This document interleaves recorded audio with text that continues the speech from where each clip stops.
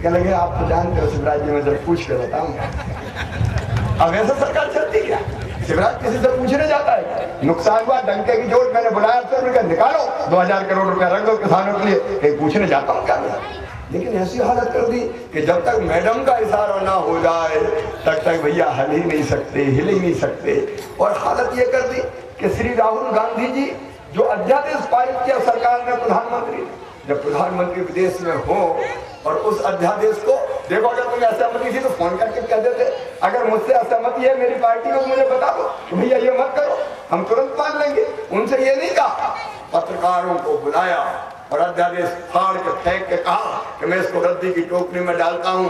अरे राहुल गांधी जी उस समय प्रधानमंत्री विदेश में थे, भारत की इज्जत का सवाल था, तुमने अध्यादेश फाड़ के रद्दी की टोकरी में नहीं फेंका, तुमने तो प्रधानमंत्री उठा के रद्दी की टोकरी में फेंक दिया। मेरे बहनों भाइयों, ये जो हाथ किया जाता है अपने देश के प्रधानमंत्री से, 125 करोड़ के देश के प्रधानमंत्री से उनकी मट्टी पलीत करने का काम किया।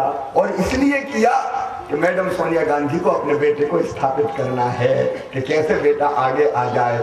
अब बेटा जैसे है वैसे है, देश तो जानते नहीं है। अब यहाँ कुछ दिनों पहले डिंडोरी में कुछ बहनों को बुलाया और फिर इधर से उधर घूम के जियो टीवी पे आपने देखा होगा, इधर से उधर, और फिर उन्हें गंभीर मुद्रा बना के कहा, बताओ तेंदुपत्ता कैसे तोड़ते हैं? अब ये सवाल है, उनका चल तोड़ के बता देते हैं तेंदुपत्ता कैसे तोड़ते हैं।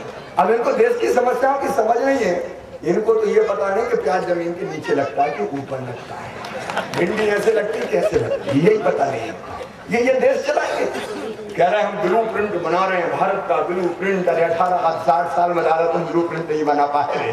अब 60 साल में जो ब्लू प्रिंट नहीं बना पाए वो देश को आगे कहाँ ले जाएंगे? मेरे बहनों और भाइयों, ये बर्बाद कर दिया है हिंदुस्तान। मेरे बहनों और भाई, कोई मान और सम्मान मन में तकलीफ